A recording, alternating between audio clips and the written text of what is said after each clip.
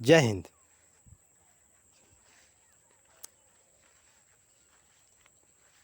ये हिंदुस्तान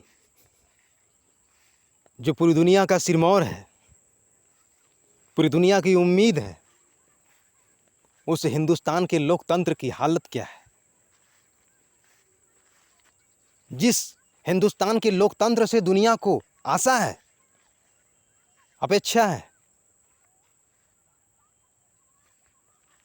उम्मीदें हैं, उस हमारे लोकतंत्र की हालत क्या है।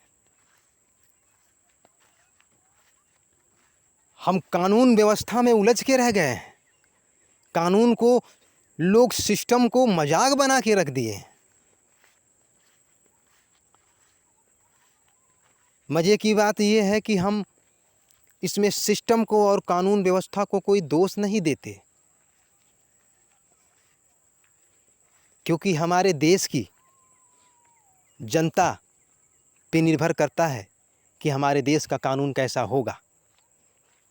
हमारे देश के लोकतंत्र पर निर्भर करता है कि हमारे देश का कानून कैसा होगा।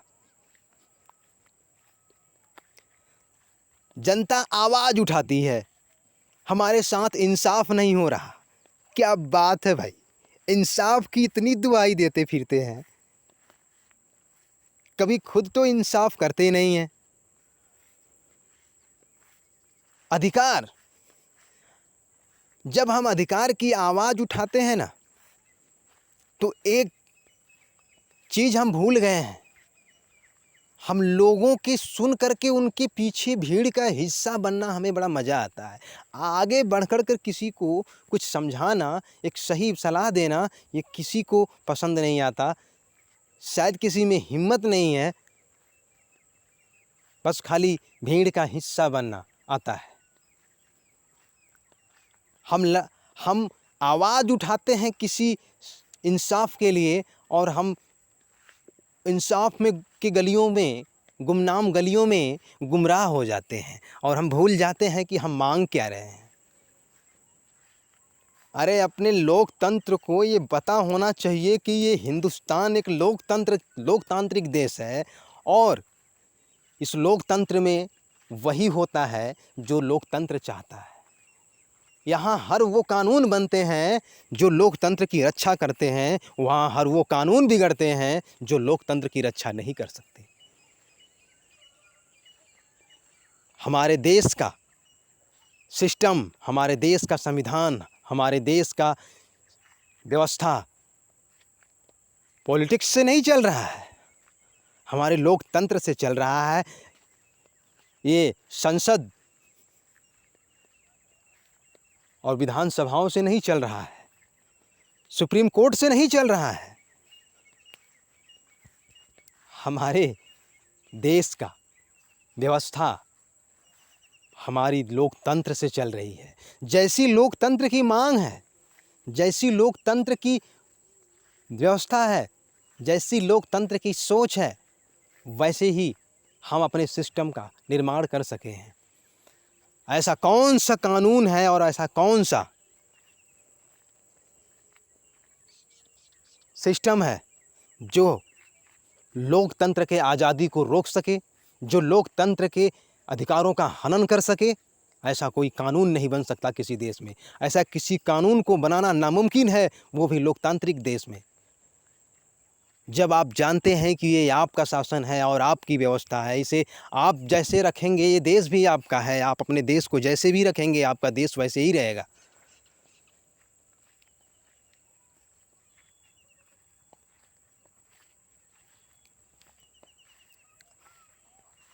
साहब, जब इतनी जनसमूह है आप में, इतनी एकता है आप में, इतनी शालीनता है आप में, इतनी देशभक्ति है आप में, तो अच्छे सोच के लिए मांगो ना, अच्छी नीति मांगो ना, अच्छी पॉलिसी मांगो ना।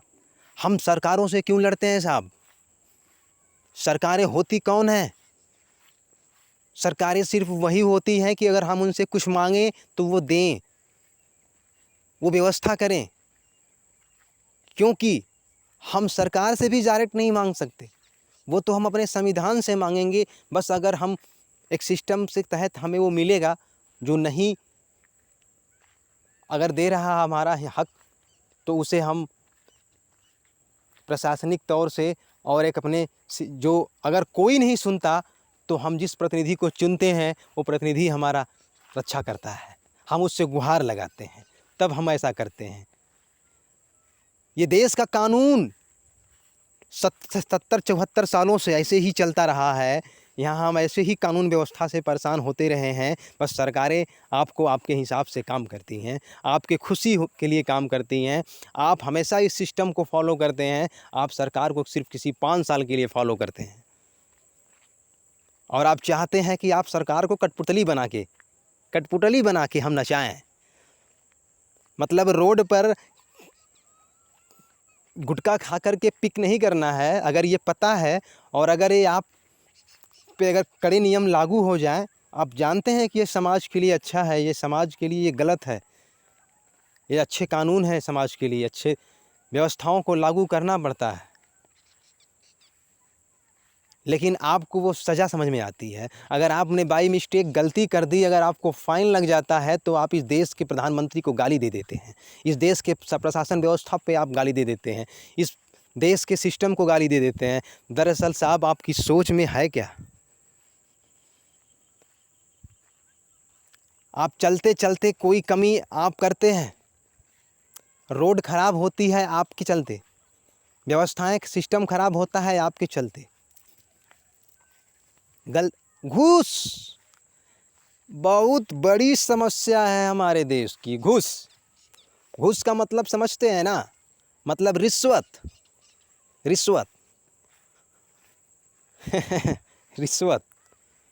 साहब एक बात बताइए, केंद्र गवर्नमेंट जब कोई प्लान लेके या स्टेट गवर्नमेंट जब कोई प्लान लेके प्रशासन जब आपके बीच उतरती है तो आप उसको, चूँकि पूरे देश के लिए होता है तो पूरा देश उसको पाने के लिए चल पड़ता है, और जब जाता है तो चूँकि एक छोटी इकाई होती है, किसी व्यवस्था को पाने में भागा नहीं जा रहा, समय आपके पास है, आप उसे आसानी से आप इंतज़ार करके अपने समय का आप ले सकते हैं। लेकिन जब आप ज़िंदगी, प्रधानमंत्री को भी शायद इतनी व्यस्तता ना होगी जितनी की व्यस्तता आपको होती है कि बस आप जाते हो और तुरंत आपको लाइन से मतलब नहीं है, बस आप तुरंत काउंटर पे जाना चाहते हो और तुरंत 10-5 रुपया बेसी लग जाए चलेगा, क्योंकि आप दे सकते हो ना। अगर आप दे सकते हो 10-5 रुपया तो चलेगा, लेकिन लेकिन कर दे काम जल्दी से तो अच्छा है। हो सकता है कोई और व्यक्ति तब तक आ जाओ, आप उसको 100 रुपया दे के अच्छा काम अपना काम करा सकता हो, तो हो सकता है वो उसको करा ले, या हो सकता है कि उसके सामने से कोई और जाके उसको 1000 रुपये दे के काम करा ले। भाई पैसा वाले के पास, अपने पास समय, मतलब आपके पास समय नहीं है, समय का आप अपने समय को बचाने के लिए आप पैसा देते हो, है ना? यानी यहाँ पैसों का खेल शुरू हो गया। पीछे लाइन लगी है, वो चिल्ला रहे हैं बेचारे कि प्रशासन पैसा ले रहा है, अधिकारी पैसा ले रहे हैं। भाई दे कौन रहा है? दे कौन रहा है साहब? ये कब तक चलेगा? बाइक चलाते हैं आप, अगर आप आरटीओ के रूल के तहत रॉन्ग होते हैं तो आपको फ़ाइन लगता है, और जब आपको फ़ाइन देना होता है तो आपका फ़ाइन अगर बाय द वे 500 रुपया है तो आप कहेंगे कि भाई 200 रुपया ले लो, 100 रुपया ले लो, छोड़ दो। आप शायद ये नहीं जानते कि हो सकता है कि आप मजबूरी में, या आप गलत हैं, इत्तेफाक से आप पकड़े गए हैं और इसलिए आप कानून व्यवस्था की पालन करते हैं, लेकिन चूँकि फ़ाइन अब इत्तेफाक से पकड़े गए हैं तो आप 100-200 रुपया दे के छोड़ के चले जाते हैं। आप अपने समय को बचा लेते हैं। अपने समय को बचाने के लिए आपने उनको 100 रुपया दे दिया, लेकिन पता है क्या, किसी भी नौकरी करने वाले और निश्चित वेतन पे काम करने वाले व्यक्ति के जीवन में जब एक्स्ट्रा आय होता है तो उस आय को वो एक सरप्राइज़ गिफ्ट की तरह होता है, जिसे वो बार बार पाना चाहता है, वो बार बार उस अवसर को ढूंढना चाहता है। चूँकि नौकरी के दौरान इंसान की जीवन एक ऐसे रूटीन में ढल जाती है जो कि उससे ज़्यादा वो पैसा देख ही नहीं पाता। तब उतने पैसे में ही अपने जीवन को ढाल लेता है। लेकिन अचानक उसके जीवन में जब कुछ और पैसों की, अतिरिक्त पैसों की जब वो तरीका देखता है तो उसे बड़ा मज़ा आता है। उसके बाद वो बिल्कुल, कुछ तो आपने मजबूरी में दिया, अब कुछ तो वो शौक में ले लेगा आपसे। मतलब जनता तो परेशान हो गई। क्या हुआ कि सिस्टम ख़राब है। साहब क्यों ऐसा करते हैं आप? पब्लिक प्लेस का कोई भी सामान तोड़ देते हैं और कहते हैं कि गवर्नमेंट ख़राब है, एक्शन नहीं ले रही है। आपके आँखों के सामने आपके देश की संपत्ति को नुकसान पहुंचाया जाता है और आप देश के एक जिम्मेदार नागरिक होते हैं, बावजूद इसके आप कुछ बोल नहीं सकते हैं। और सरकार और सिस्टम का दोष देते हैं। साहब कब तक चलेगा ऐसा? कब तक चलेगा ऐसा? हमें समझना होगा अपने देश के बारे में। हम देश की आवाज़ हैं, हम देश की ज़रूरत हैं, हम देश को दिशा देना चाहते हैं, हम देश को अपनी गलतियों का एहसास कराना चाहते हैं, जो शायद हम दूर करके आगे जा सकते हैं। लेकिन अगर हम उम्मीद करें कि हम गलत रास्तों का चुनाव करें और फिर हम सही परिणाम की आकांक्षा करें, ये नहीं हो सकता। आप पेड़ अगर बबूल का बोते हैं तो फूल भी बबूल का ही होगा, कांटे भी बबूल की तरह ही होंगे। वो आपको आम नहीं खिलाएंगे साहब। घूस आपने देने का विचार बनाया, थोड़ा इंतज़ार कर लेते साहब। आपको क्या जल्दी थी पैसा देने की? आपने पैसा दे कर के उसको लालची कर दिया। कुत्ते रोड पर हज़ारों घूमते हैं, लेकिन जिस कुत्ते को रोटी थमा दो ना, वो कुत्ता आपके पीछे घूमने लगता है। साधारण एग्जाम्पल है जीवन में। साहब ऐसा क्यों? हम खुद अपने देश के सिस्टम को तबाह करते हैं, बर्बाद करते हैं। इंसाफ की आप हमेशा दुआई मांगते रहते हैं, इंसाफ मांगते रहते हैं, इंसाफ मांगते रहते हैं। इंसाफ का मतलब समझते हैं क्या? आपका बच्चा चाहे छोटी गलती कर दे या बड़ी गलती कर दे, कभी आपने उसको डांटा नहीं, और डांटा भी तो बस अपने तक रखा। अगर वो समाज के नज़रिए से गलत भी था, समाज उसको और भी कोई बड़ी सज़ा देना चाहता रहा होगा। आपने अपने रुतबे का, अपने बल का, अपने साहस का, अपने तमाम व्यवस्थाओं का आपने इस्तेमाल किया और आपने उस बच्चे की गलती को छुपाया, आपने बचाया। आप एक अपराध किए, आपने वो अपराध किया जो सबसे बड़ा अपराध था। बच्चे का अपराध माफ़ करने योग्य हो सकता है, लेकिन आपका अपराध माफ़ करने योग्य नहीं हो सकता। जिस तरह से न्यायालय में बैठा एक न्याय का देवता जब वो इंसाफ करता है तो वो जो बोलता है वही इंसाफ होता है, और वो अपने फैसले को अगर गलत सुनाता है तो वो गलत होता है, वो अन्याय होता है, वो बहुत बड़ा अपराध होता है। वो पल भर में देवता से राक्षस बन जाता है, क्योंकि किसी की ज़िंदगी बर्बाद हो जाती है, किसी की ज़िंदगी तबाह हो जाती है एक छोटी सी भूल से।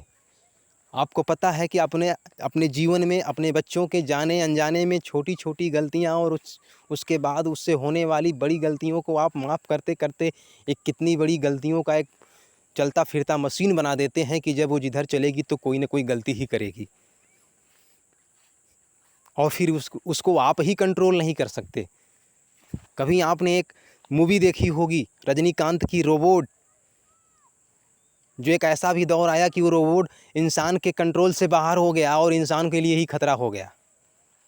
बस ठीक ऐसा ही समझिए कि आपने अपने बच्चों को एक बिल्कुल रोबोट की तरह पाल के बड़ा कर दिया, और जब बड़े होते हैं तो वो बिल्कुल वैसे ही रिएक्शन करते हैं कि जब उनमें अपनी सोच समझ आ जाती है तो फिर वो अपना रंग दिखाना शुरू कर देते हैं, और आप फिर समाज का रोना रोते हैं, अपनी ज़िंदगी का रोना रोते हैं, और पूरी ज़िंदगी आप रोना रोते हैं। फिर उससे कुछ होने वाला नहीं है। फिर देश को कोसते रहिए, आप फिर सिस्टम को कोसते रहिए, सरकारों को कोसते रहिए, आप सबको कोसते रहिए। आप जिस समस्या के लिए आज लड़ रहे हैं, जिस भी समस्या के लिए आज लड़ रहे हैं, उस समस्या के लिए आज आप पहली बार नहीं लड़ रहे हैं। उस समस्या के लिए आप अपनी पूरी जीवन भर लड़ते आए हैं। आप पूरी 70 सालों का 74 सालों का इतिहास वही रहा है कि हम उसी के लिए लड़ते आए हैं। लेकिन क्या उस समस्याओं को कभी हम सुलझा पाए क्या?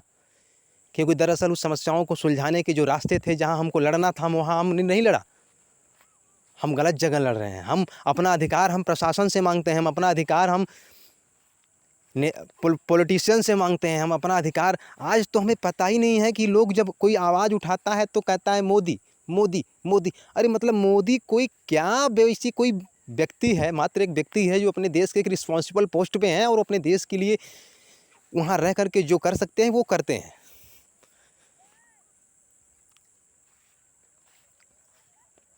अब हर बात के लिए आप उनको ब्लेम करते हो। आपके हित के लिए जो भी बैठा होता है, मतलब आपके अपने देश के प्रधानमंत्री, अपने देश के मुख्यमंत्री, अपने देश के प्रशासन, अपने देश के संविधान का सम्मान करना होता है और आपको रक्षा वही लोग करने वाले हैं और आपके जनप्रतिनिधि होते हैं। आप उन्हें बड़ी शिद्दत से चुन करके पहुंचाते हैं। आपको पता भी है कि आपने उनको गाली देने में सोचा तक नहीं, लेकिन हो सकता है कि आपने उनको पसंद न किया हो, आपने उसे लाइक न किया हो, आपने उन्हें कभी चाहा ना हो। लेकिन ये भी तो सोचिए कि आपके देश, अगर अपने देश का सम्मान करते हैं तो आपके देश का कितना बड़ा लोकतंत्र का समूह, जनसमूह उनको समर्थन देता है। ये तो बात रखिए कि अगर हमारे देश, अगर हम अगर संतुष्ट नहीं है उनसे, लेकिन हमारे देश की कितना बड़ा जनसमूह, कितना बड़ा समर्थन उनके समर्थन में है, कितना बड़ा फैसला लोग ले रहे हैं उनके पक्ष में, इसका मतलब कुछ तो बात होगा कम से कम। अगर उन पे भरोसा नहीं है तो अपने देश के लोकतंत्र पे, अपने देश के लोगों पे तो भरोसा थोड़ा सा होना ही चाहिए था, पर इतना भी नहीं था।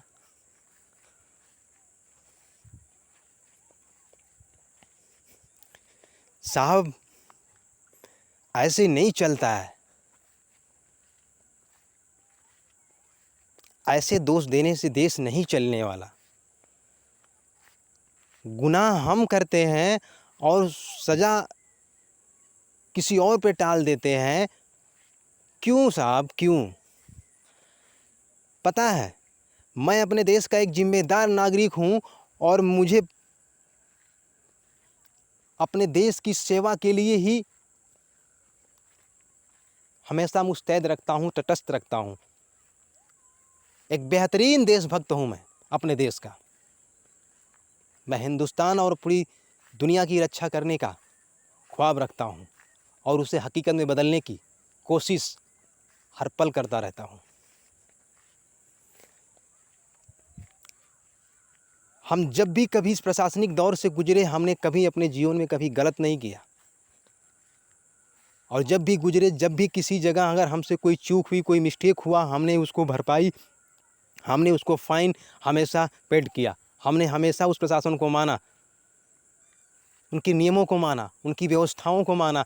और आप मुझे यकीन बताते हैं, आप अपनी ज़िंदगी के विपरीत विपरीत परिस्थितियों में भी अगर अपने सूझबूझ और अपने समझदारी का थोड़ा भी अगर इस्तेमाल करेंगे तो आप यकीन से कहते हैं, हम आपको अपने जीवन के मूल्यों को, अपने जीवन के घटनाओं को जब गौर से कभी अपने जीवन को समझने की कोशिश करेंगे तो देखेंगे कि बेशक वही हो रहा है, प्रशासन वही कर सकती है जो वो कर रही, वही कर रही है जो वो कर सकती है।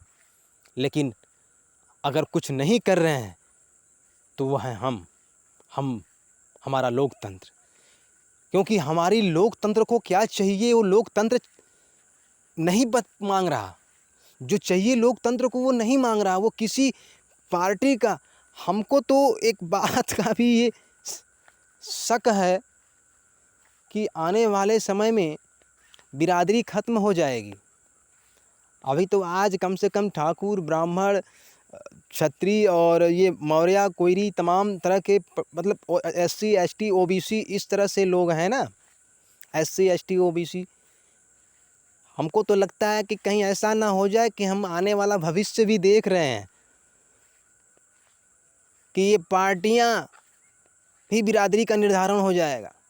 जो बीजेपी से है वो बीजेपी बिरादरी का हो गया, जो कांग्रेस से है वो कांग्रेस बिरादरी का हो गया, जो सपा है वो सपाई हो गया, जो बसपा है वो बसपाई हो गया। मतलब कहीं ऐसा ना हो कि अब पहचान लोगों की पार्टियों में बट के रह जाए। अभी हमारे देश में अखंडता कम थी कि हम इतने टुकड़ों में बटे हैं कि एक और ज़रूरत आ गई पार्टियों में बँटने की। हम अपने देश के लिए, हम अपनी स्थिति, हम अपनी सूझबूझ, हम अपनी सोच के साथ अपने देश के लिए कुछ कर सकते हैं तो बेशक हमें वो करना चाहिए। लेकिन क्या किसी की सोच पे हम अपनी ज़िंदगी कुर्बान कर दें, किसी दूसरे के इशारे पे हम अपनी ज़िंदगी कुर्बान कर दें, किसी दूसरे के कहने पे हम कुएं में कूद जाएं, किसी दूसरे के कहने पे हम रोड पे खड़े हो जाएं, किसी दूसरे के कहने पे हम पागल बन जाएं, किसी दूसरे के कहने पे हम चिल्लाने लगें, तो ये क्या है साहब? खुद की सोच, खुद की शिक्षा, खुद की संस्कृति मर गई है क्या? ऐसे नहीं चलता, ऐसे कभी नहीं चलेगा ये देश। आप चाहे लाख कोशिशें कर लो, जो मांग आप आज मांगते रहते हो ना, जो रोड पे चिल्लाते रहते हो ना, वो मांग आप मांगते मांगते थक गए हैं। बहुत सी सरकारें और आई और गई, बस खाली सरकारों से लड़ना, सरकारों से लड़ना, सरकारों से लड़ना।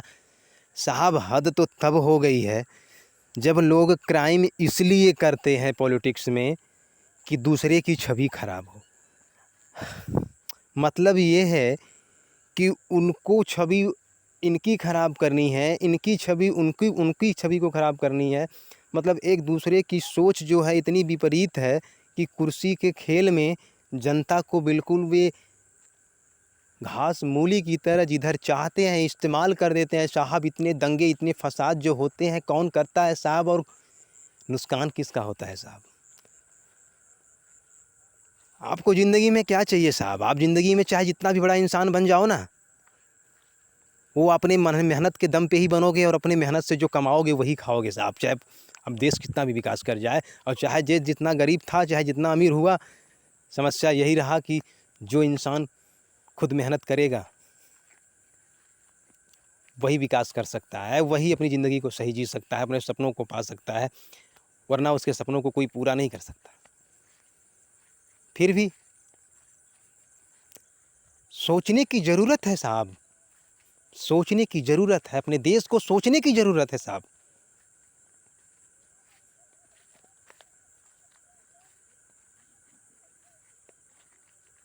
मेरे सवाल, मेरी पूरी ज़िंदगी ही एक सवाल है। मैं चलता फिरता सवाल हूँ। मैं जहाँ खड़ा हो जाऊँ वहीं सवाल हूँ। इसीलिए तो हर जवाब को ढूंढने की कोशिश करता रहता हूँ। आप लोगों के बीच अपने देश का हर समस्या पे बात करना चाहेंगे और हम कोशिश करेंगे कि हम जिस माध्यम से आप तक पहुंच रहे हैं आगे भी आएंगे। जय हिंद।